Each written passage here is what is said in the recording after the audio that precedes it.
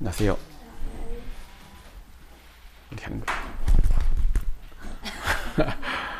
같이 기도하고 오늘 말씀 배우도록 하겠습니다. 같이 하나님께 기도드리겠습니다. 우주 만물을 창조하시고 또 인간의 역사를 친히 다스려 가시는 거룩하신 살아계신 유일하신 하나님 감사드립니다. 하나님을 알지 못하고 이 세상 가운데 살아가던 저희들 하나님 사랑하시고 또 불쌍히 여겨주셔서 하나님의 말씀인 성경을 통해서 하나님의 살아계심을 알게 해주시고 또 믿을 수 있도록 은혜를 베풀어 주셔서 감사드립니다. 죄로 인해서 영원한 멸망 가운데 지옥에 갈 수밖에 없는 저희들 그 십자가의 형벌을 하나님께서 친히 육신의 몸을 입고 이 땅에 오셔서 짊어지시고 우리가 받아야 할 그 저주와 심판을 친히 감당하시고 우리 아무런 공로 없이 믿음 하나로 우리를 의롭다 하여 주시고 또 하나님의 자녀 삼아 주신 은혜 감사드립니다. 또 주님의 피로 사신 이 거룩한 무리 안에 교회 안에 저희들 한 지체로 두시고 또 교회를 통해서 하나님의 말씀을 또 매일 배울 수 있도록 기회 주시고 또 은혜를 베풀어 주셔서 감사드립니다. 오늘 또 수요 말씀으로 저희들 이렇게 한자리에 불러 모아 주시고 하나님을 찬양하고 또 말씀을 배울 수 있도록 기회 주심에 감사드립니다. 이 가운데 성령님께서 우리 각 사람에게 또 필요한 말씀을 또 들려주시고 그 말씀이 우리 삶 가운데 힘이 되고 또 교훈이 될 수 있도록 또 그 말씀대로 살아갈 수 있도록 도와주시옵소서. 말씀을 배우는 귀한 시간 오직 주님께만 의지하고 부탁을 드립니다. 우리를 사랑하셔서 죄 가운데 구원해 주시고 늘 함께하여 주시는 예수님 이름으로 기도드렸습니다. 아멘. 다시 한번 인사하겠습니다. 안녕하세요. 반갑습니다. 오늘 수요 말씀인데요. 오늘 말씀 제목은 그리스도인의 게으름이라는 그 주제로 같이 말씀 배우도록 하겠습니다. 이 세상에도 부지런한 사람이 있고 게으른 사람이 있고 그것처럼 교회 안에서도 구원받고 하나님 보실 때 부지런한 사람이 있고 또 게으른 사람이 있다라고 이 말씀을 하고 있습니다. 그래서 오늘 말씀을 통해서 나는 하나님 앞에 부지런한 사람인가 아니면 게으른 사람인가 그것을 조금 생각해 보고요.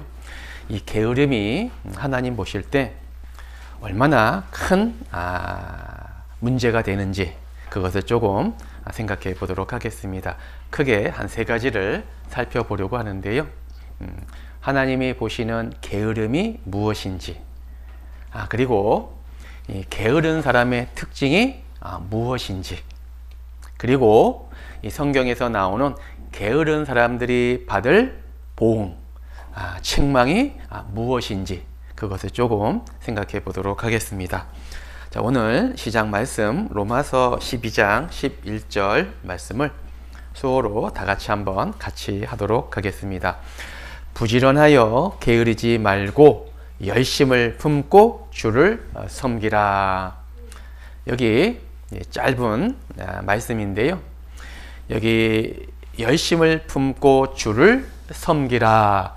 주를 섬기라. 그것이 구원받은 그리스도인의 신앙 생활인 거잖아요. 구원받기 전에는 하나님도 모르고 오직 하나님을 섬긴 것이 아니라 나 자신만을 위해서 살아왔어요. 그런데 이제 주님의 사랑을 깨닫고 구원받은 이후에는 그 삶이 주님을 위한 삶, 나를 구원해 주신 주님을 위해서 살아가는 것, 그것이 구원받은 그리스도인의 신앙생활인데요. 자, 그런데 주를 섬기라. 그럼 어떻게 주를 섬기느냐? 부지런하여 열심을 품고 살아가는 것, 그것이 주를 섬기는 거다라고 우리에게 알려주고 있어요. 자, 그런데 여기 부지런하여 열심을 품고 그랬으면 좋았을 텐데 중간에 게으르지 말고 라는 말이 들어가 있어요.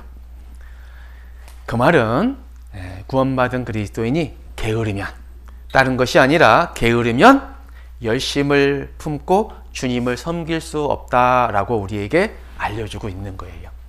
열심히 살고 싶은데 왜? 구원받았으니까. 그런데 그것을 방해하는 것이 뭐예요?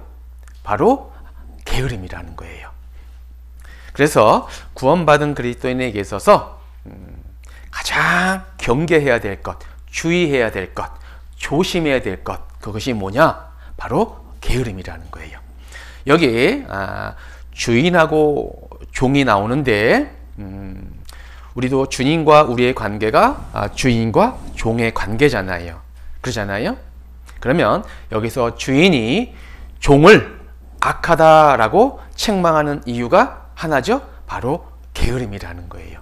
그래서 오늘 그 게으름에 대해서 좀 생각해 보려고 하는데요. 이 주를 섬기는 것, 구원받은 그리스도인의 신앙생활이다 라고 이제 말씀을 드렸는데요. 여기 마태복음 25장 26절에 그 주인이 대답하여 가로되 악하고 게으른 종아, 나는 심지 않은 데서 거두고 해치지 않은 데서 모으는 줄로 내가 알았느냐. 여기 주인이 그 종을 향해서 악하다라고 책망하는 이유가 뭐예요? 딱 한 가지라는 거예요. 여기 악하고 게으른 종아라고 말씀하고 계세요. 그러니까 게으른 것이 하나님 보실 때 그냥 죄가 아니라 악한 죄라는 것을 우리에게 알려주고 있습니다. 여기 이 악하고 게으른 종이라고 되어 있는데요. 다른 성경에는 뭐라고 되어 있냐면 이 악하고 게으른 종을 받은 은혜를 모르는 자, 이렇게 되어 있어요. 우리는 주님으로부터 큰 은혜를 받았잖아요. 천하를 주고도 갚을 수 없는 그 은혜를 다 받은 사람이에요. 그런데 누가 악하고 게으른 종이냐? 그 은혜를 받았음에도 불구하고 은혜 받지 않은 것처럼 살아가는 사람, 그 사람을 악하고 게으른 종아라고 책망하는 거예요. 그리고 잠언 20장 4절에는 보면 이 악하고 게으른 종을 일하지 않는 자라고 말씀하고 계세요. 일을 하지 않는 자. 그리고 또 잠언 18장 9절에는 자기 일을 게으리 하는 자라고 되어 있는데 그것을 좀 더 쉽게 번역하니까 패망하는 자, 멸망하는 자라고 무섭게 말씀하고 있어요. 그러니까 단순히 게으른 것이 그냥 단순한 것이 아니라 하나님 보실 때 어떤 거예요? 멸망하고 패망한다. 즉 신앙생활에 실패를 가져오는 것이 바로 게으름이라는 거예요. 이것이 얼마나 무서운지를 우리에게 일깨워 주고 있는 거예요. 자, 그런데 잠언에 이 게으른 자가 일하기를 싫어하는 자, 특히 자기 일을 게으리 하는 자라고 되어 있는데, 그러면 구원받은 그리스도인의 자기 일이 뭘까요? 내가 마땅히 해야 할 일. 주님은 우리가 안 해도 되는 일을 하라고 말씀하지 않거든요. 반드시 해야 할 일을 하라라고 하셨는데, 그러면 구원받은 내가 해야 할 일이 뭐예요? 자, 구원받기 전에 세상 사람들이 해야 할 일은 딱 하나가 있어요. 그게 뭐예요? 구원받는 일. 그거보다 더 중요한 것은 없어요. 예, 이 세상에서 많은 일도 필요하지만 구원받는 일보다 더 중요한 것은 없어요. 그래서 구원받은 일, 반드시 해야 할 일을 하지 않기 때문에 멸망하는 자, 패망하는 자라고 번역을 한 거예요. 자, 그러면 이제 지옥에서 건진받은, 구원받은 우리가 해야 할 일이 뭘까요? 이제 구원을 받았으니까 이제 지옥은 안 가잖아요. 그러면 자기 일을 하지 않는 것이 게으른 거라고 했으니까 그것이 뭐예요? 첫 번째는 서로 사랑하는 것. 두 번째는 복음을 전하는 것. 이것은 해도 되고 안 해도 되는 것이 아니라 구원받은 그리스도인이 마땅히 당연히 해야 할 일이라는 거예요. 그 마땅한 일을 하지 않는 자를 하나님은 악하고 게으른 종아라고 책망하고 있는 거예요. 구원받은 그리스도인이 주일날, 수요일날 말씀 앞에 나오는 것이 당연한 거잖아요. 칭찬받을 일이 아닌 거잖아요. 구원받은 그리스도인이 조모임 가고 구역 모임 가고 모임에 참여하는 것이 당연히 해야 할 일인 거잖아요. 봉사하는 일에, 전도하는 일에, 교제하는 일에 그것이 내가 해야 할 마땅한 일인데 그 마땅한 일을 하지 않는 자를 악하고 게으른 종이다 라고 말씀하고 있는 거예요. 자, 여기 또 하나 누가복음 21장 34절에 마지막 때 사람들의 모습을 여기다가 적어 놨는데요. 너희는 스스로 조심하라. 그렇지 않으면 여기 세 가지가 나오는데 방탕함과 술 취함과 생활의 염려로 내 마음이 둔하여진대요. 그래서 뜻밖의 그날이 재앙의 날이 덕과 같이 너희에게 임하리니 갑자기 재앙의 날이 올 수 있다라는 거예요. 여기 방탕함, 술 취함, 생활의 염려가 뭐예요? 이게 바로 구원받은 그리스도인의 게으름인 거예요. 내가 부지런하지 못하고 게으르면 방탕하게 되고 술 취하게 되고 그리고 생활의 염려로 이게 뭐예요? 불신이잖아요. 그래서 하나님의 징계가 심판이 순식간에 온다라는 것을 우리에게 말씀하고 있는 거예요. 그래서 모든 것 이상으로 신앙생활 가운데 피해야 될 것이 뭐예요? 조심해야 될 것이 뭐예요? 바로 게으름이라는 거예요. 마귀가 주는 큰 무기가 있어요. 그 무기 중에 두 가지가 있는데요. 하나는 교만함, 두 번째는 바로 게으름인 거예요. 우리의 신앙을 완전히 실패하게 만드는 마귀가 주는 가장 큰 무기, 교만함과 게으름이라는 거예요. 자, 마귀는 부지런할까요? 게으를까요? 마귀는 얼마나 부지런한지 몰라요. 너희 대적 마귀가 두루 다니며 삼킬 자를 찾느니라. 얼마나 부지런한지 잠도 안 자고 삼킬 자를 두루 다니며 찾는 게 마귀인 거예요. 그러면 구원받은 그리스도인이 부지런하지 못하고 게으르면 마귀의 표적이 될 수 있다는 거예요. 그래서 여기 게으른 자는 마귀의 표적이 될 수 있다라고 말씀하고 있어요. 자, 그러면 이 게으름이란 무엇일까 한번 살펴보도록 하겠습니다. 이 사전을 찾아보니까요, 사전적 의미가 여기 행동이 느리고 움직이거나 일하기를 싫어하는 태도나 버릇. 여기서 말하는 일은 하지 않아도 되는 일이 아니라 마땅히 해야 할 일을 말씀하고 있는 거예요. 그리고 현재 주어진 일을 미루거나 태만하게 여기는 것, 그것을 게으름이다. 그리고 이것이 이 모든 것들이 일회성이 아니라 오늘만 그런 것이 아니라 매일 삶 가운데 습관적으로 그것이 굳어져서 반복된 상태. 이런 것들이 오늘만 하루만이면 끝나면 그것을 게으른 자다라고 말씀하지 않거든요. 근데 그것이 습관이 돼가지고 매일매일 이렇게 살아가는 사람, 이 사람을 게으른 자다라고 말씀하고 있어요. 조금 더 구체적으로 말씀을 드리면 게으름이란 무엇인가? 할 수 있는 일을 하지 않는 것. 두 번째, 충분히 알 수 있는 일을 알려고 하지 않아서 모르게 되는 것. 내가 조금만 노력하면, 조금만 찾아보면 충분히 알 수 있는데 너무 게을러서 아예 알아보지도 않아서 모르는 상태. 나 몰라. 누구든지 아는 사실을. 그리고 세 번째, 지금 할 일을 내일로 미루는 것. 지금 분명히 오늘 해야 되는데 내일로, 다음으로 미루는 것. 그게 바로 게으름이라는 거죠. 그리고 네 번째는 내가 해야 할 일을 남에게 맡기는 것. 자매님, 이것 좀 해줘. 형제님, 이것 좀 해줘. 자기가 바빠서가 아니라 충분히 자기 일이고 자기가 해야 되는데 다른 사람한테 맡기는 것. 그것이 바로 게으르다라는 거예요.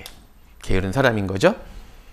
그래서 이 게으른 것은 그 자체가 병이고 불신앙인 거예요. 자, 이게 게으른 자의 특징. 자, 지금부터는 그러면 세상이 아닌 하나님이 말씀하시는 성경에 나오는 이 게으른 자의 특징이 무엇일까? 그러면 이 말씀을 통해서 나는 하나님 앞에 게으른 자인지 부지런한 자인지 알아볼 수 있잖아요. 자, 여기 게으른 자의 특징, 말을 잘 듣지 않고 부지하고 무관심한 사람. 여기 무관심한 사람이라고 되어 있는데요. 여기 무관심한 사람. 누가 구원을 받지 못하냐면요. 머리가 나쁜 사람이 아니라 관심이 없는 사람. 말씀을 들어도 관심이 없는 사람은 구원받기가 정말 힘들어요. 관심이 없는 것. 그게 바로 게으른 사람의 특징이라는 거예요. 자, 두 번째, 지나치게 잠을 좋아하며. 그러니까 잠 자체가 잘못된 것은 아니죠. 그런데 앞에 뭐예요? 지나치게 잠을 좋아하는 사람. 그리고 세 번째, 다른 사람을 귀찮게 하거나 화나게 하는 것. 이 세 번째는요, 특히 직장에서 다른 사람, 만약에 내가 사장이에요. 그런데 직원을 썼어요. 그러면 사장은 부지런한 직원을 좋아할까요? 게으른 직원을 좋아할까요? 사람을 잘못 뽑아서 인물 보고 뽑았다가 게으른 사람을 뽑은 거예요. 그러면 주인의 입장은 어떨까요? 답답한 거예요. 화가 날까요? 안 날까요? 오늘 일을 처리해야 되는데 직원이 게을러서 일을 하지 않아. 그러면 주인의 입장에서는, 사장님 입장에서는 얼마나 답답하고 화가 나겠어요. 그잖아요. 자, 네 번째, 너무 게을러서 침상에서 구르며. 다섯 번째, 마음으로 원하기만 하고 마음에는 있는데 게을러서 구실을 찾아 변명하고 핑계를 잘 대는 사람. 게으른 사람의 특징이죠. 그리고 여섯 번째, 가을에 밭을 갈지 않는 등 이를 게을리하며. 일곱 번째, 자만하게 되고 교만하게 된다. 이 일곱 번째는요, 이 게으름의 합병증이죠. 게으른 사람은 자기도 모르게 자만한 마음이 들어오게 되고, 그리고 마음이 높아지게 돼요. 이게 게으른 사람의 특징인 거예요. 자, 요거를 몇 가지만 좀 살펴보도록 하겠습니다. 자, 게으른 사람의 첫 번째 특징. 잠언 6장 9절부터 11절까지 쭉 설명이 나오는데, 그 첫 번째 뭐냐면 9절에 게으른 자여, 누가 게으른 자일까? 내가 어느 때까지 누워 있겠느냐? 내가 어느 때 잠이 깨어 일어나겠느냐? 여기 중요한 것은 이 사람이 잠을 자고 있잖아요. 누구나 다 잠을 자요. 누구나 졸 수도 있고 누울 수도 있고 잠을 잘 수 있어요. 그런데 문제는 내가 뭐예요? 어느 때까지, 내가 어느 때에, 이 말이 뭐예요? 지나치게 잠을 좋아하는 사람. 그 사람이 게으른 사람의 특징인 거예요. 그냥 잠을 자는 사람을 말하는 것이 아니죠. 지나치게 잠자기를 좋아하는 사람. 자, 여기 10절부터 11절에 좀 더 자자, 좀 더 졸자, 손을 모으고 좀 더 눕자 하면 내 빈궁이 강도같이 오며 내 곰핍이 군사같이 이르느니라. 여기 반복해서 3번 나오는 단어가 있죠. 좀 더, 좀 더, 좀 더. 우리는 누구나 다 잠을 자요. 누구나 다 졸 수 있어요. 그리고 누구나 다 누울 수 있다라는 거죠. 그것이 잘못되고 죄가 될 수는 없어요. 그런데 왜 하나님은 악하고 게으른 종아, 왜 게으른 종이라고 했어요? 지나치게 잠을 좋아한다라는 거예요. 이 게으른 사람의 첫 번째 특징은 잠자기를 좋아해요. 그래서 어디를 가장 좋아해요? 따뜻한 곳, 침대, 이불, 이런 것들을 소파 좋아한다라는 거예요. 여기 이런 것들이 반복되면 습성과 태도가 되어서 게으른 자가 된다라는 거예요. 이 좀 더가 뭐예요? 점점 발전이 돼서 습관화되는 거잖아요. 그잖아요. 자, 그런 자들은 빈궁이 가난이죠. 곰핍이 가난이잖아요.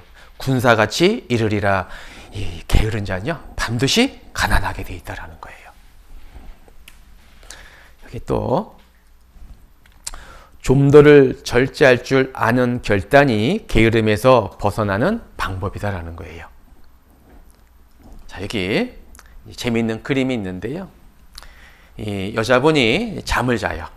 근데 어떻게 놨어요? 자기 몸을 쇠사슬로 묶어서 자물쇠로 잠궈 놨어요. 일어나겠다라는 거예요? 안 일어나겠다라는 거예요? 분명히 앞에 여기 시계가 있잖아요. 그잖아요. 시계가 있다라는 것은 일어나야 된다라는 거잖아요. 그잖아요. 그런데도 불구하고 이 여자는 스스로 어떻게 해요? 자기 몸을 쇠사슬로 묶어놔서 일어나지 않으려고 한다라는 거예요. 이게 게으른 자의 특징인 거예요. 그러면서 핑계를 댄다라는 거예요. 혹시 우리의 마음이 이러지 않은가요? 자, 여기 잠언 26장 14절에 더 놀라운 말씀을 해 놓으셨어요. 문짝이 돌적이를 따라서 도는 것 같이.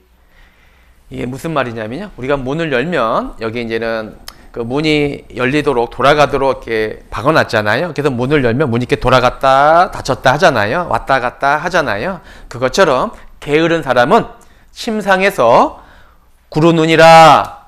침상에서 굴렀다 일어나야 되는데 일어나지 않고. 자, 여기 아침 일찍 일어나서 활동을 해야 되고, 뭐 주부면은 아침 준비도 해야 되고, 직장 나갈 사람은 직장 준비해야 되고, 학생은 학교 갈 준비를 해야 되잖아요. 그럼에도 불구하고 침상에서 일어나지 않고 뒹굴뒹굴 구르는 것, 그것이 게으른 자의 특징이라는 거죠. 여기서요, 어떤 학자가요 이런 말을 했어요. 게으른 자가 침대 위에서 몸을 한 번 뒤집었다면 그로서는 엄청난 일을 한 것이래요. 비꼬는 말인 거잖아요. 이 게으른 자가 얼마나 움직이기를 싫어하는지를 이제 표현한 거잖아요. 그잖아요. 자, 여기 일어나기 싫어. 그래서요, 아침에 내가 바로 일어나면 부지런한 사람, 그런데 한 번에 못 일어나면 게으른 사람, 이렇게 쉽게 알 수 있어요. 일어나기 싫어. 여기도 시계가 있죠? 시계가 있다는 건 뭐예요? 반드시 일어나야 될 시간이 있다는 거예요. 일어나야 할 일이 있다는 거예요. 그럼에도 불구하고 게으른 사람은 싫어. 일어나기 싫다는 거죠. 출근하기 싫어. 출근하기 싫다는 말은 출근해야 된 사람인 거잖아요. 그잖아요. 이불 밖은 그러면서 위험해. 이게 뭐예요? 핑계라는 거예요. 핑계라는 거예요. 비가 많이 왔어. 눈이 너무 많이 왔어. 자꾸 핑계를 대서 일어나기 싫어하는 사람. 이게 게으른 자의 특징인 거예요. 자, 아침에 잘 못 일어나니까 이 알람 맞춰놔요? 안 맞춰놔요? 잘 일어나지 못하는 사람은 막 알람 시계를 2개, 3개 맞춰 놓잖아요.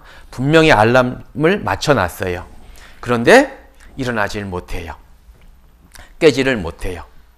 그잖아요.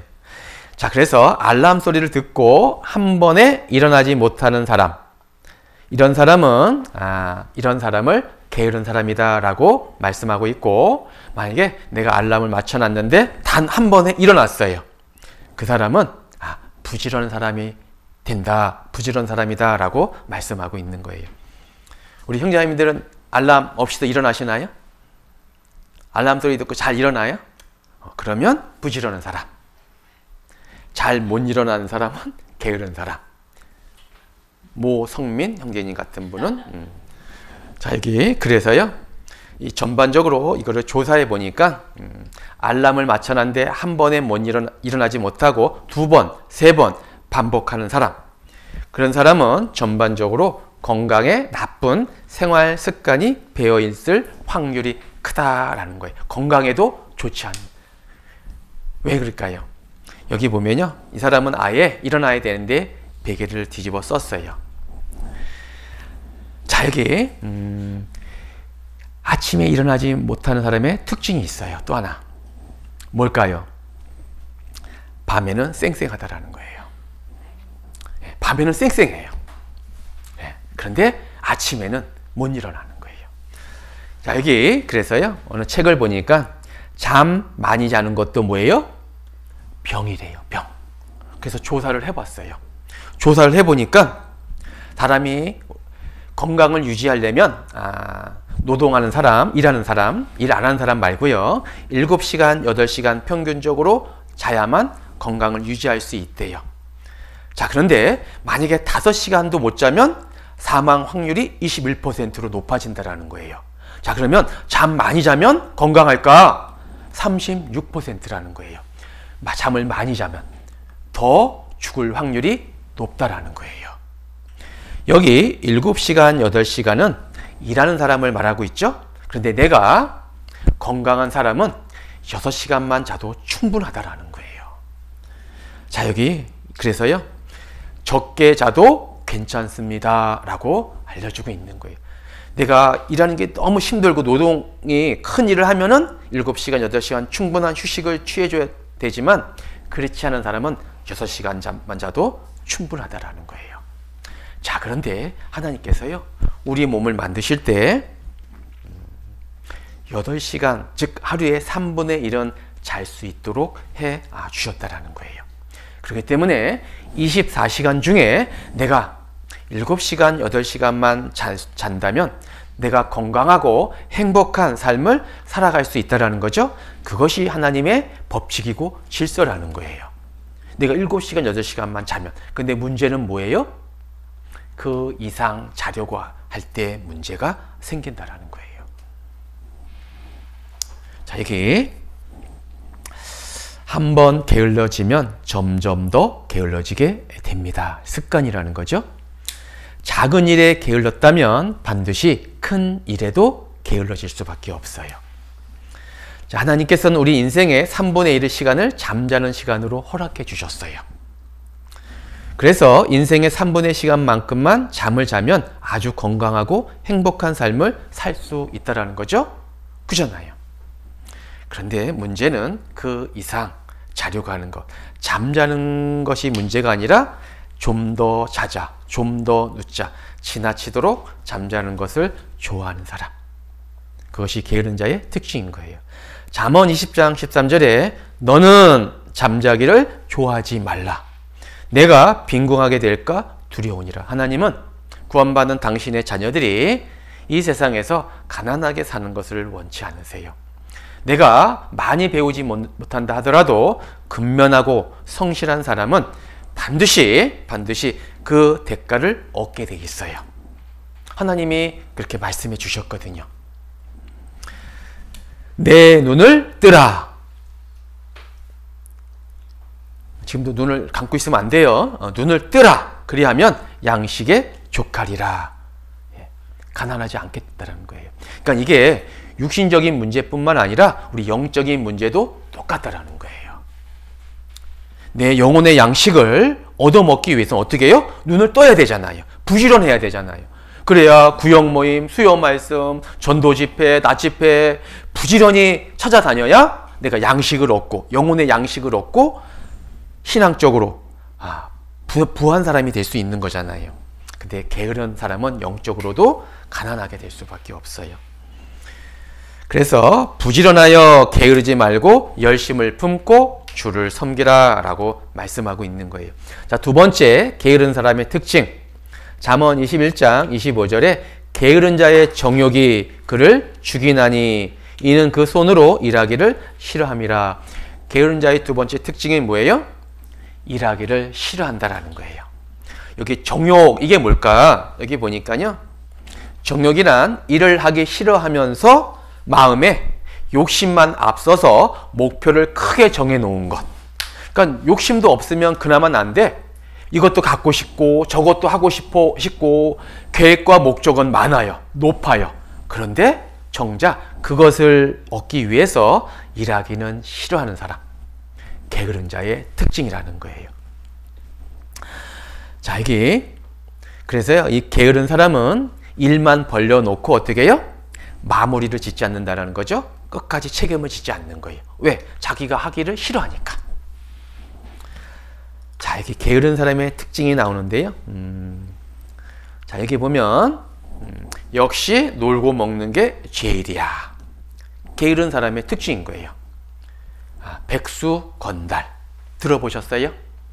직업도 없고 일하기도 싫은데 노는 거 좋아하고 먹는 거 좋아하는 사람, 게으른 자의 특징인 거예요. 역시 놀고 먹는 게 제일이다 그랬잖아요. 여기 혹시 배짱이, 개미와 배짱이 혹시 아세요? 배짱이 같은 사람, 놀고 먹기 좋아하는 사람. 자, 여기 놀고 먹는 편한 건물주 되는 법. 이게 뭐예요? 요즘 젊은 친구들의 목표래요. 목표. 이게 꿈이래요. 꿈. 네. 일하기는 싫고 땀 흘리기는 싫은데 놀고 먹고 편하게 어떻게 살 수 있을까? 건물주가 되는 거. 그냥 매달 월세 받고 살아가는 거. 그거 가지고 놀러 다니고 먹고 자고 게으른 자의 특징이라는 거예요. 그래서 사람은 일하기를 싫어하니까 돈은 많이 벌고 싶은데 일하기는 싫잖아요. 그래서 요새 6일 근무했다가 5일 근무하잖아요.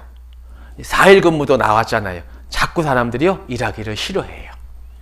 그런데 마음에는 큰 집에서 살고 싶고 뭐 비싼 자동차도 갖고 싶고 비싼 옷 입고 싶고 좋은 데 놀러 가고 싶고 그런 마음이 있잖아요. 게으른 자의 특징인 거예요. 그걸 내가 갖고 싶다면 열심히 일해야 되잖아요. 자, 여기 어느 젊은 친구가요 면접 보러 갔어요. 자, 보세요. 면접관이 물어본 거예요. 꿈이 뭐예요? 없어요. 꿈을 물어봤는데 꿈이 없대요. 면접 보러 와서. 그리고 그냥 놀고 싶습니다. 이 사람 뽑혔을까요? 탈락했을까요? 직장은 구해야 되는데 먹고는 살아야 되는데 일하기는 싫다라는 거예요. 어떤 사장님이 이런 사람을 뽑겠어요? 그잖아요. 그러면 하나님은 어떠실까요? 성경에 나오는 사람들 중에서요 게으른 사람을 사용한 적은 단 한 번도 없어요. 좀 부족하고 못 배우고 약한 사람, 그런 사람을 들어서 하나님은 쓰셨지, 게으른 사람, 그 사람이 아무리 능력이 있고 은사가 있고 하더라도요 그 사람을 쓰신 적은 단 한 번도 없어요. 자, 잠언 19장 24절에 게으른 자는 그 손을 그릇에 넣고도 입으로 올리기를 괴로워하느니라. 이게 어떻게 보면 좀 과장된 표현이다라고 생각할 수 있는데요. 이 게으른 자가 얼마나 게으르냐? 배가 고프니까 음식을 먹어야 되잖아요. 손으로 젓갈을 집어서 음식에 갔는데 이 올리기가 싫은 거예요. 올리기가 얼마나 게으르면. 그잖아요. 그런 사람이 있다라는 거예요. 게으른 자는 그 손이 뭐예요? 행동으로 일하는 거잖아요. 그잖아요. 손을 부지런히 움직여라 그랬는데 이 게으른 자는 그 손을 그릇에 넣고도, 그릇에 넣었으면 먹으려면 올려야 되잖아요. 올리기를 괴로워한대요. 얼마나 게으른 거예요. 그래서 하나님은 이런 사람을 향해서 이렇게 경고하셨어요. 일하기를 싫어하는 자는 어떻게 해요? 먹지도 말아야 된대요. 데살로니가전서 후서 3장에 맞는 말이잖아요. 그잖아요. 그래서 하나님은 정말 작은 그 계미를 통해서 우리에게 교훈을 주고 있다라는 거예요. 그 작은 계미. 여기 잠언 6장 6절에 보게 되면 게으른 자여 계미에게 가서 그가 하는 것을 보고 지혜를 얻으래요. 게으른 사람을 향해서의 하나님이, 야, 너 저기 그 작은 개미한테 가서 배우래요. 뭘 배우라고 할까요? 자, 여기 현대어 쉬운 말 성경에 이렇게 번역을 해놨어요.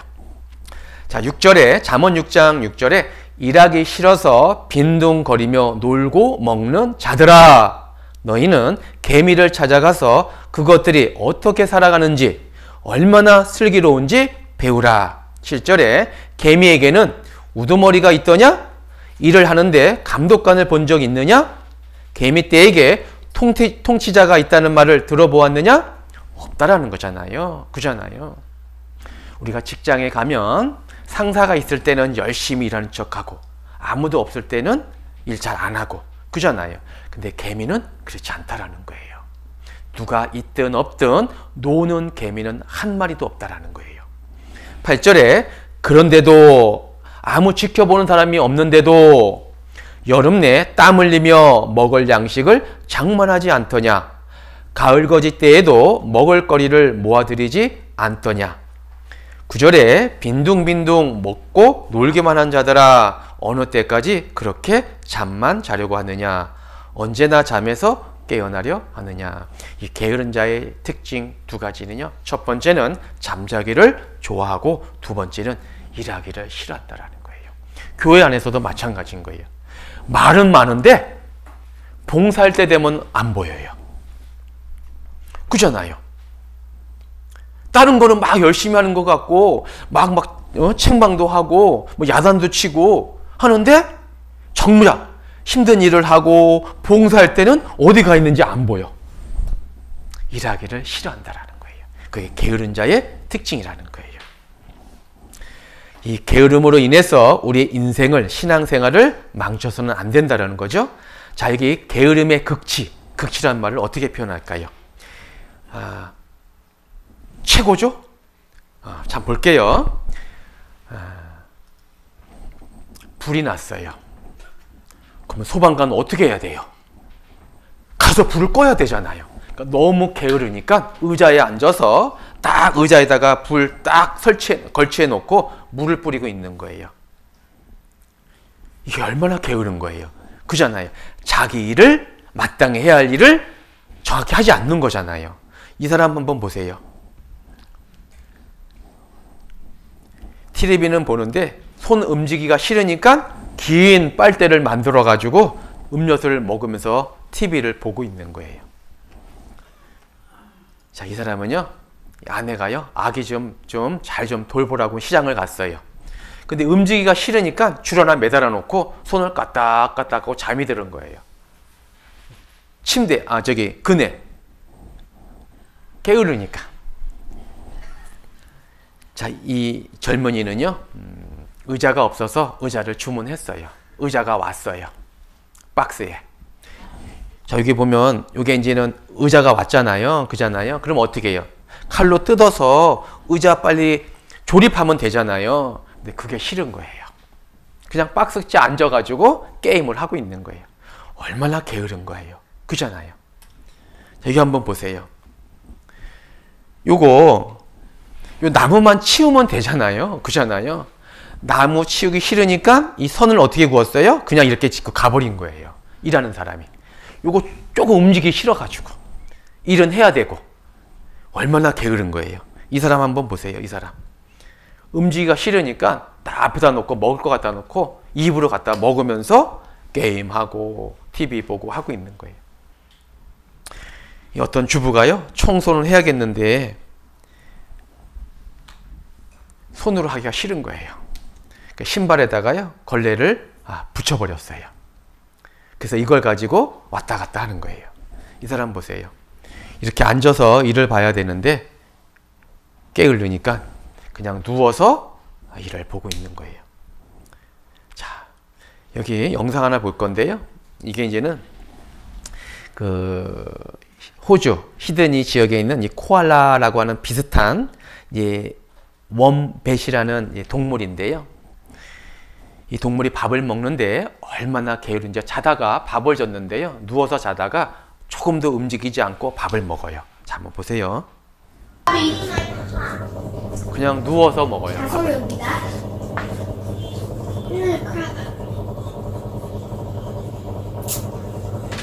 Nu är det bet ju. Nu är det bet Phoenix.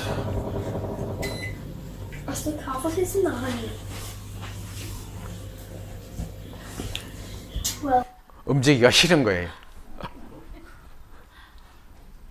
우리에도 이런 일이 있다라는 거죠. 자, 그리고 세 번째 게으른 자의 특징. 잠언 26장 13절에 게으른 자는 길에 사자가 있다. 거리에 사자가 있다 하느니라. 이 게으른 자의 또 하나의 특징은 미루는 습관이 있다라는 거죠. 즉 무슨 말이냐면 핑계 대기를, 변명하기를 좋아한다라는 거예요. 게으르면 게으를수록. 자, 그 이유가 있어요. 일을 해야 되는데 하기는 싫어. 그러니까 뭐가 나오는 거예요? 변명이 나오고 자꾸 핑계를 하는 거예요. 이래서 안 돼. 이래서 못 가. 저래서 안 돼. 핑계를 댄다라는 거죠. 그러면서 밖에 사자가 있어서 나는 나가지 못해. 밖에 사자가 있는데 어떻게 나갈 수가 있겠어요? 자, 그런데 그 말이 얼마나 잘못됐냐면 이 게으른 자는 말하기를 사자가 밖에 있은즉 내가 나가면 거리에서 찢기겠다 죽겠다 하느니라. 사자가 밖에 있으면 나가면 죽는 건 맞는 말이잖아요. 그잖아요. 그래서 누워서 밖에 나가지를 않는다라는 거죠. 자, 그런데 생각해보면 사자는 밖에 있어요? 길에 있어요? 숲에 있어요? 어디 있어요? 사자는 어디서 살아요? 어디 있는 거예요? 길에 있어요? 숲속에 있어요? 숲에 있어요? 어느 학생한테 물어보니까 동물원이요 그러더라고요. 예. 길에 있는 게 아니잖아요. 그잖아요. 핑계를 댄다라는 거예요. 일하기 싫어하고 일어나기 싫으니까 자꾸 핑계대고 변명한다라는 거죠. 그잖아요. 그런데 이 게으른 자는 있지도 겪지도 않는 그 두려움을 갖고 행동으로 하지 않는다라는 거예요. 자꾸 핑계댄다라는 거예요. 오늘은 추워서 교회 못 가. 오늘은 비가 많이 와서 못 가. 오늘은 뭐 때문에 안 돼. 자꾸 핑계대는 거예요. 오늘 수요일이잖아요. 네, 많은 분들이 수요일날 와야 되잖아요. 그잖아요.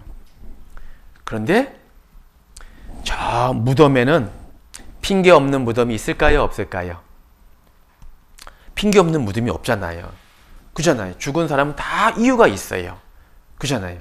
근데 게으른 자, 가장 핑계에 변명을 많이 하는 사람이 게으른 사람이래요.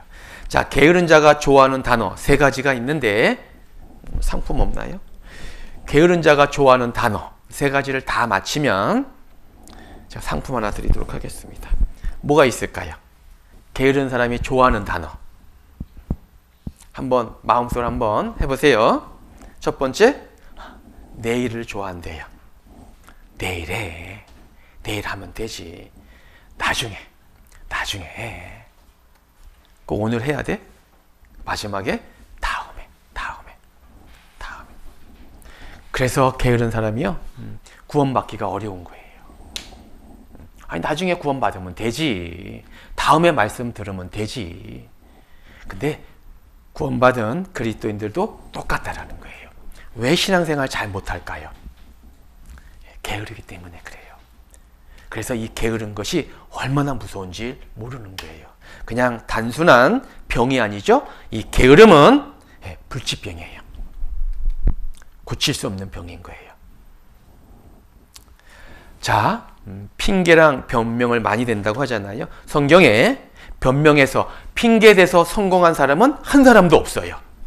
한 사람도 없어요. 그런데 우리나라에서요 핑계대가지고 성공한 사람 딱 한 사람 있어요. 엄청나게 성공한 사람 핑계대서 누굴까요? 김건모네. 김건모 아세요? 이 국회의원 홍준표가 나와가지고요 핑계로 성공한 건 김건모 뿐이래요. 예. 핑계라는 노래를 불러가지고 대박을 일으켰잖아요. 그잖아요. 세상에서는 몰라 성공할 줄 모르지만 하나님 앞에 변명하고 핑계대는 자, 즉 게으른 자는 성공한 사람 한 사람도 없어요. 자, 여기 이 사람이 누구냐면요. 누굴까요? 발명왕 에디슨. 이 사람이 뭐라고 했냐면 시간이 없어서라는 변명은 가장 어리석은 변명이래요. 그 게으른 자가 가장 많이 하는 변명 중에 하나가 뭐예요? 시간이 없어서. 오늘 시간이 없어서 다음에. 오늘 시간이 없어서 못 가겠어. 오늘 시간이 없어서 못 듣겠어. 오늘 좀 시간이 없어서 교제에 못 가겠어. 그잖아요. 그런데 가장 어리석은 변명이라는 거예요. 내가 하나님 앞에 갔을 때 하나님, 내가 시간이 없어서 구원 못 받았어요. 그런 사람도 있을까요? 없을까요? 있다라는 거예요. 그래서 이 게으른 자는 항상 변명과 핑계를 댄다라는 거죠. 자, 그리고 마지막 4번째, 게으른 사람의 특징, 손을 게으르게 놀리는 자는 가난하게 되고 손이 부지런한 자는 부하게 되느니라. 이게 뭐냐면요, 이 게으른 사람은 말만 하고 수고하기를, 즉 희생하기를 싫어한다라는 거예요. 이 손을 게으르게 놀린다라는 것은 행동을 나타내는 그 상징적인 단어잖아요. 손이 가장 부지런하게 일하는, 음식을 만들 때도 손, 공부를 할 때도 손, 수호할 때도 손, 그잖아요. 이 행동을 나타내는 그 상징적인 단어인데요. 실질적인 그 행동으로 부지런함이 몸에 배어 있어야 된다라는 거죠. 그런데 게으른 자는 일을 뭘로 해요? 손으로 하는 것이 아니라, 발로 하는 것이 아니라 말로 한다라는 거예요. 말로 한다라는 거예요. 자, 그래서 여기 뭐라고 되어 있냐면요. 항상 쉬운 편만 택하고 수고스럽고 불편한 것을 싫어한대요. 그래서 게으른 사람이 봉사하는 것을 싫어해요. 자, 게으른 자일수록 그의 혀는 분주하다. 그게 무슨 말일 거예요? 말이 많아지고 말이 화려해진다라는 거예요. 왜? 일하기 싫어하니까. 그래서 게으른 사람일수록 어떻게 해요? 말을 잘할까요? 못할까요? 잘하게 돼 있는 거예요. 저 예수쟁이들 말은 잘해. 그잖아요. 왜 예수쟁이라는 말이 나왔을까요? 기독교인들을 모욕하는 말이잖아요. 그잖아요. 왜요? 행함이 없으니까. 그잖아요. 말은 틀린 말이 아닌데 말은 잘하는데 실제로 그대로 살지 않잖아요. 그잖아요. 그러니까 안 믿는 사람들이 저 예수쟁이들 비웃고 손가락질 하잖아요. 자, 여기 스스로 변명이 필요하기 때문에요. 말이 점점 화려하게 된다는 거죠. 그래서 여기 야고보서 2장에요. 만일 형제나 자매가 헐벗고 일용할 양식이 없는데 형제가 너무 가난한 거예요. 그 얘기를 내가 들었어요. 너희 중에 누구든지 그에게 이르되 형제님, 자매님 평안하세요. 더웁게 하세요. 배부르게 하세요. 라고 말만 하고 그 몸에 쓸 것을 주지 아니하면 무슨 이익이 있으리요. 그잖아요. 말은 힘드시죠? 고생하시네요. 어렵겠네요. 말은 하는데 도와주질 않아요. 같이 일을 하질 않아요. 그게 게으른 자의 특징이라는 거예요. 항상 말만 해요. 삶에 있어서 희생하고 수고하고 그리고 헌신하는 것을 싫어한다라는 거예요. 자, 그래서 게으른 자에게 임할 하나님의 심판도 성경에 기록해 놓으셨어요. 자, 여기 게으른 자람, 손을 게으르게 놀리는 자는, 즉 일하기를 싫어하는 자는 어떻게 해요? 가난하게 되고, 그리고 5절에 여름에 거두는 자는 지혜로운 아들이나, 왜? 이스라엘 사람들은 가을에 뿌려서 여름에 밀을 추수하거든요. 우리 농사하고 좀 다르거든요. 그런데 많은 농사꾼들이 여름에 추수를 하잖아요. 기쁨 가운데 추수를 해요. 근데 게으른 자는 추수할 것이 없는 거예요. 그러니까 많은 사람들한테 부끄러움을 당하게 되는 거예요. 자, 이 말씀은 매년 일어나는 농사를 통해서 구원받은 그리스도인이 내게 우리에게 교훈을 주고 있는 거예요. 이 말씀은 추수 때가 언제예요? 주님이 재림하실 때. 게으른 자는 주님 앞에 섰을 때 어떤 모습으로 쓸까요? 벌거벗은 모습으로, 부끄러운 모습으로 서게 될 거예요.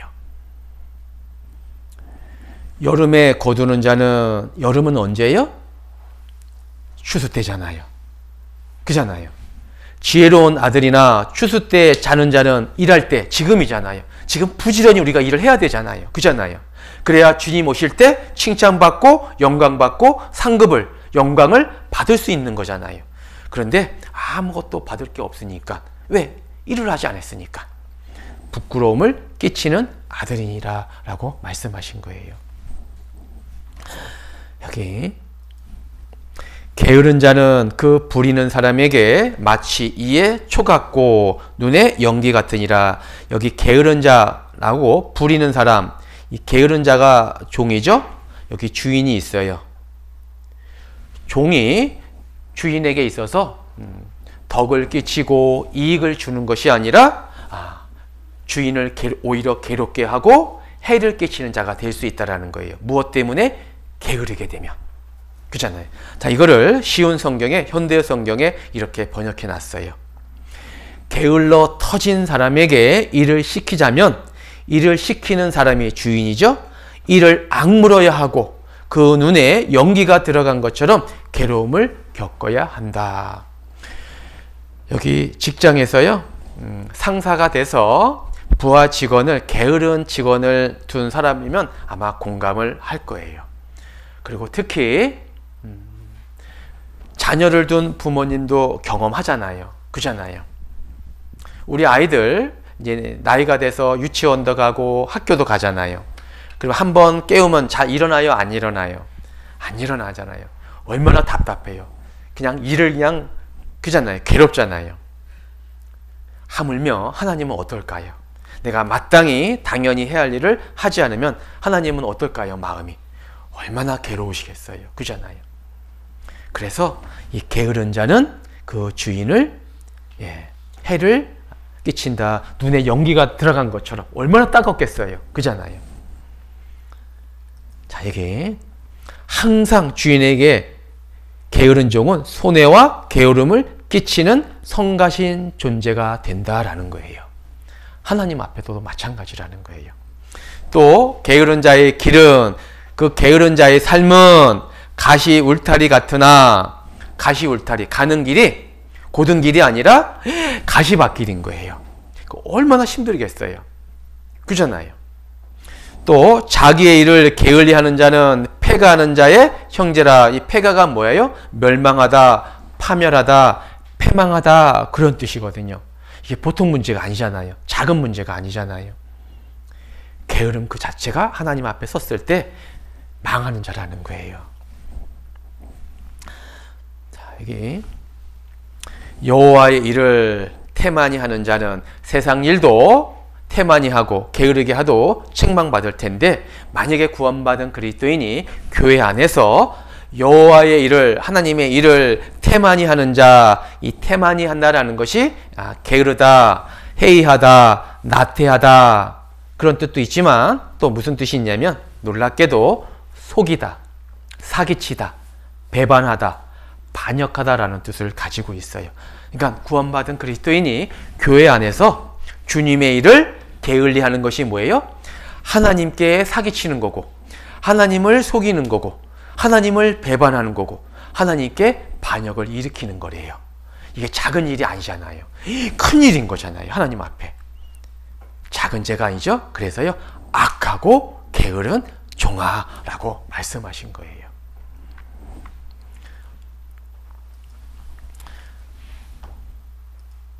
그런데 반대로 부지런한 사람은, 근면한 남자는 부지런한 사람이죠. 재물을 얻을 것이니 하나님이 약속해 주셨어요. 우리가 큰 부자는 될 수 없지만 하나님께서 재물을 주신다고 약속해 주셨어요. 성경에도 아브라함도, 이삭도, 야곱도, 성경에서 나오는 그 믿음의 사람들은 다 부지런한 사람들이었어요. 다 부자였어요. 부지런 자의 손은 사람을 다스리게 되고, 부지런한, 근면 성실한 사람은 다른 사람 밑에서 일하는 것이 아니라 주인이 될 수 있대요. 사장님이 될 수 있다는 거죠. 많은 사람을 다스리게 된대요. 그래서 잠언 22장 9절에요. 내가 자기 사업에 근실한 사람을 보았느냐. 부지런한 사람이죠. 이러한 사람은 왕 앞에 설 것이요 천한 자 앞에 서지 아니하리라. 왕 앞에, 높은, 그러니까 귀한 일을 하게 된다라는 거예요. 부지런한 사람은. 자, 그래서 이 게으름도 습관이다. 뭐라고요? 습관. 그래서요, 이 게으른 자는, 죄는 무슨 죄에 속해요? 고범죄라는 거예요. 고범죄. 이것이 하나님 앞에 합당치 않다라는 것을 알면서도 반복적으로 짓는 죄, 고범죄라는 거예요. 이 게으른 것은. 자, 여기 테스트 한번 해보도록 하겠습니다. 여러분은 어떤 타입인가요? 자, 그러면 나는 하나님 보실 때 부지런한 사람이에요? 게으른 사람이에요? 자, 그것을 테스트하는데, 특히 우리 자매님들, 자, 밥을 먹고 설거지는 이따가 한다. 아니야, 설거지는 바로 한다. 나는 여기 A예요? B예요? 각자 밥 먹고 나는 설거지를 이따가 한다. 아니야, 나는 설거지를 바로 한다. 몇 번이요? 1번 이따가 한다, 나중에 한다. 예, 여기 다시 한번 적절한 설거지 시간대는 언제인가? 식사 후 바로 한다. 1번. 싱크대가 넘칠 때까지 기다린다. 몇 번? 1번이에요. 식사한 다음에 바로 설거지 해요? 그러면 각자 한번 테스트를 해보세요. 나는 부지런한 사람인지 게으른 사람인지. 여기 재밌는 말이요. 밥 먹고 바로 해야 짧고 간편하고 할 수 있지. 배불러 늘어지는 것도 막을 수 있어. 근데 옆에 있는 반대 사람은 밥 먹으면 늘어져야지. 언제 늘어져? 한꺼번에 해야 물 전략, 세제 전략, 환경보호 해야지. 설거지, 임계점. 여기까지 찰 때까지는 기다려야지. 이렇게 생각을 한다는 거예요. 게으른 사람은. 여러분, 내가 육신이 편안하다고 해서 그것이 하나님이 주시는 평강이라고 생각해서 착각해서는 안 돼요. 게으른 사람은 일하지 않으니까 순간적으로 편안할 수 있어요. 육체는. 어떤 사람은 교회 와서 화장실 청소하고 주방 봉사하고 열심히 땀 흘리고 봉사해요. 겉으로 봤을 때는 힘들고 고생하는 것 같아요. 근데 내가 일하지 않으면 편한 것 같아요. 좋은 것 같아요. 자, 그런데 내가 지금 편한 이유는 어떻게 해요? 내리막길을 걷고 있다는 것을 반드시 기억하라는 거예요. 자전거가 내리막길을 갈 때는 페달을 밟아요, 안 밟아요? 안 밟잖아요. 편한 것 같잖아요. 그럼 계속 내려가면 어떻게 해요? 그냥 떨어지는 거예요. 위험한 거죠? 죽을 수 있다는 거예요. 내가 지금 일어나지 않고 편하다고 해서 그것이 안전한 길이다라고 착각해서는 안 된다는 거죠. 내리막길로 내려간다는 것을 반드시 기억해야지 돼요. 이 사람이 누구냐면요, 빌 게이츠. 가장 돈 많은 사람. 그잖아요. 부자. 세계에서 가장 갑부. 이 빌 게이츠가요, 많은 직원들이 있는데 게으른 사람을 좋아한대요. 이게 무슨 말일까? 부지런한 사람을 좋아하는 것이 아니라 게으른 그 사람을 좋아한대요. 그래서요, 힘들고 어려운 일이 있으면 게으른 직원들을 다 부른대요. 왜 그럴까요? 이 게으른 사람은요, 그 일을 어떻게 하면 쉽게 할 수 있을까? 어떻게 하면 힘들지 않고 빨리 할 수 있을까? 이 머리가요, 기가 막히게 돌아간대요. 게으른 사람은. 그래서 어려운 일도 쉽게 해낸다라는 거예요. 자, 여기 재밌는 사진이 있는데요. 게으른 사람은 공감하는 특징. 게으른 사람은, 자, 한번 공감. 여기 7위, 7가지가 있는데요. 집 오면 일단 눕는다. 밖에 나갔다 들어오면 일단 눕는데요. 자, 6위, 일어나기가 힘들대요. 한 번 누우면 일어나기 힘들대요. 5위, 머릿속으로 계획은 정말 기가 막히게 잘 세운대요. 계획은 많이 한대요.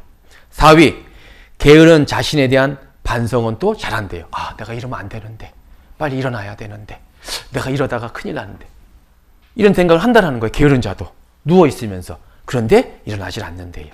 3위, 게으른 사람이 가지고 있는 말버릇. 나중에, 다음에, 내일. 두 번째, 2위, 매일 청소? NO. 한 번에 몰아서 청소한대요. 게으른 사람은. 자, 1위가 뭘까요? 옷은 침대에. 옷을 벗으면 옷장이 아닌 침대에다가 그냥 던져 놓는데요. 습관적으로. 이게 습관이 된 거예요. 저기 한 뒤에 자매가 웃고 있네요. 자, 보세요. 자, 여기 뭐래도 성공할 사람의 특징 있잖아요. 주말인데 출근 시간에 일어나는 사람. 무슨 사람? 부지런한 사람. 여행 다녀오자마자 짐 푸는 사람. 무슨 사람? 부지런한 사람. 반대는 뭐예요? 게으른 사람. 이틀이 지났는데도 그 짐을 풀질 않아요. 세 번째, 집 도착하자마자 클렌징하고 씻는 사람. 네 번째, 밥 먹고 바로 설거지하는 사람. 월급 받자마자 반 이상 저금하는 사람. 게임 딱 한 판만 할게 하고 진짜 끄는 사람. 살면서 한 번도 지각한 적 없는 사람. 여덟 번째, 위의 것을 다 한 사람. 이 사람 어떤 사람이에요? 성공한 사람. 부지런한 사람. 그러면 반대가 뭐예요? 이렇게 하지 않는 사람은 게으른 사람이라는 거예요. 자, 그래서 이제 오늘 본문 말씀이죠. 게으름이 뭔지, 게으른 자의 특징이 무엇인지, 그리고 하나님께서 게으른 자가 받을 하나님의 심판, 징계가 무엇인지, 크게 세 가지를 살펴봤어요. 오늘 본문 말씀이죠. 부지런하여 게으르지 말고 열심을 품고 주를 섬기래요. 자, 여기 딱 중간에 있는 게 게으름이에요. 게으름이 딱 들어오는 순간 부지런할 수 없어요. 딱 게으러지는 순간 습관이기 때문에 열심히 살 수 없어요. 딱 게으름이 들어오는 순간 주를 위해 살 수 없어요. 그러면 게으른 게 작은 죄예요? 큰 죄예요? 작은 문제예요? 큰 문제인 거예요? 큰 문제인 거예요. 예. 반드시 끊어야 될 것, 버려야 될 것이 뭐예요? 게으름인 거예요.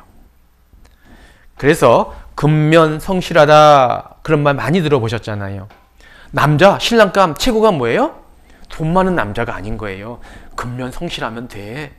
좀 못 배우면 어때? 좀 가난하면 어때? 아내 아껴주고 근면성실한 사람이면 신랑감으로 최고지. 그런 말 많이 들어봤잖아요. 요즘은 안 그런가요? 자, 부지런히 힘써 일하며 정성스럽고 참되다. 네, 그런 뜻을 가지고 있거든요. 주어진 일에 최선의 노력을 다하는 사람. 그러면 내가 지금 게으르든 그렇지 않든 중요한 것이 뭐냐면 이제 지금부터의 삶인 거잖아요. 게으르면 습관이라고 했어요. 내가 먼 길을 달려왔다면 늦었다고 생각할 때가 언제예요? 그때가 바로 가장 빠른 순간인 거예요. 작은 일부터 시작하는 것이 중요하다는 거예요. 여기 고린도전서 9장 25절에 이제 게으름을 버리고 부지런 자가 되기 위해서 먼저 하나 해야 될 것이 딱 한 가지가 있어요. 첫 번째가. 자, 고린도전서 9장 25절에 이기기를 다투는 자마다, 이기는 게 뭐예요? 승리잖아요. 승리. 신앙생활 가운데 우리가 승리하기 위해서 모든 일에 절제하나니, 바로 이 절제가 필요하다라는 거예요. 절제. 여기 모든 일이라고 했잖아요. 먹는 거, 자는 거, 하는 거, 입는 거, 여행 다니는 거, 이런 거 안 하고 살 수는 없잖아요. 그 자체가 잘못된 것은 아니지만 필요한 게 뭐예요? 절제라는 거예요. 모든 일에 절제하나니 저희는 썩을 멸류관을 얻고자 하되, 저희는 세상 사람들은 썩어서 없어질 것을 쫓아 살아가잖아요. 그러나 구원받은 우리는 썩지 아니할 것이 뭐예요? 이 세상에 없는 것, 하늘 영광, 상급, 그거잖아요. 그것을 얻기 위해서는, 승리하기 위해서는 반드시 뭐가 필요한 거예요? 절제가 필요하다는 거예요. 절제라는 뜻이 뭐예요? 잘라내다, 그런 거예요. 잘라내다. 자, 어떤 것을 자를 때는 뭐가 있어야 돼요? 아픔이 있어요. 각오가 있어야 돼요. 결단이 있어야 돼요. 그래야만 자를 수 있어요. 내 살에 그를 잘라내는, 얼마나 고통스럽겠어요. 그잖아요. 만약에 비만한 사람이 그 살을 빼려고 한번 해보세요. 필요 없는 살이 있으니까 비만하니까 일을 하고 싶어서 못하잖아요. 그걸 잘라내는 고통이 있어야 된다는 거예요. 그런 결단 없이는 이 게으름을 이겨낼 수 없는 거예요.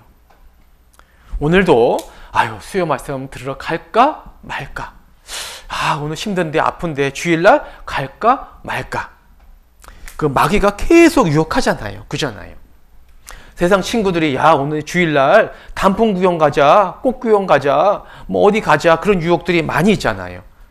그 인정줄을 끊어야 하는 그런 각오, 결심이 필요하다라는 거예요. 자, 마지막 읽고 마치도록 하겠습니다. 자, 마태복음 25장 26절에 한번 수어로 같이 한번 해보도록 하겠습니다. 시작. 그 주인이 대답하여 가로되 악하고 게으른 종아, 나는 심지 않은 데서 거두고 해치지 않은 데서 모으는 줄로 내가 알았느냐. 여기 주인은 예수님을 가리키고 있고, 여기 종은 구원받은 그리스도인들을 상징한다고 볼 수 있어요. 우리가 주님 앞에 섰을 때 잘했다 칭찬받고 주님 앞에 서는 사람이 있는가 반면에, 여기 나와 있는 것처럼 우리가 주님을 만나는데 이 악하고 게으른 종아 라는 말을 들으면 얼마나 끔찍하겠어요. 그잖아요. 내가 구원받고 지금까지 살아가는 것은 주님께 받은 은혜에 보답하는 그 기회가 주어지고 있는 거잖아요. 그잖아요. 그런데 그거를 막는 것이 게으름인 거예요. 게으름인 거예요. 그래서 오늘 구원받은 그리스도인의 게으름에 대해서 살펴봤는데요. 내가 오늘 말씀을 통해서 게으른 사람인지 부지런한 사람인지를 자기 스스로 한번 생각해 보고, 게으른 사람이라면 어떻게 돼요? 그 게으름에서 잘라서 나와야 되는 거예요. 그렇게 하실 거죠? 네. 그래요. 그래서 주님 앞에 섰을 때 다 잘했다, 부지런한 종아라고 칭찬받고 주님을 만나는 우리 식구들이 됐으면 좋겠습니다. 자, 기도하고 마치도록 하겠습니다. 주님 감사합니다. 또 오늘 말씀을 통해서 게으름에 대해서 살펴보았습니다. 우리의 삶이 구원받은 이후에 하나님 앞에 부지런한 종인지 또는 게으른 종인지 자기 자신을 또 살펴보는 귀한 시간 갖게 해주시고, 우리가 하나님 보실 때 게으른 종이라면 이제 그 게으름에서 벗어나서 부지런한 종으로 주님의 일에 최선의 노력을 다하는 그런 우리 모두가 될 수 있도록 늘 도와주시고 인도하여 주시기를 기도드립니다. 말씀을 듣고 배우는 일에, 또 교제하고 봉사하는 일에, 그리고 복음을 전하는 그 전도하는 일에 게으른 종이 되지 않고 부지런한 종이 되어서 열심히 살아가는 우리 모두가 또 될 수 있기를 기도드립니다. 이후의 모든 시간도 함께 해주시고 도와주시길 원하면서 우리를 죄악 가운데서 구원해 주시고 늘 함께하여 주시는 예수님 이름으로 기도드렸습니다. 아멘. 예, 수고하셨습니다.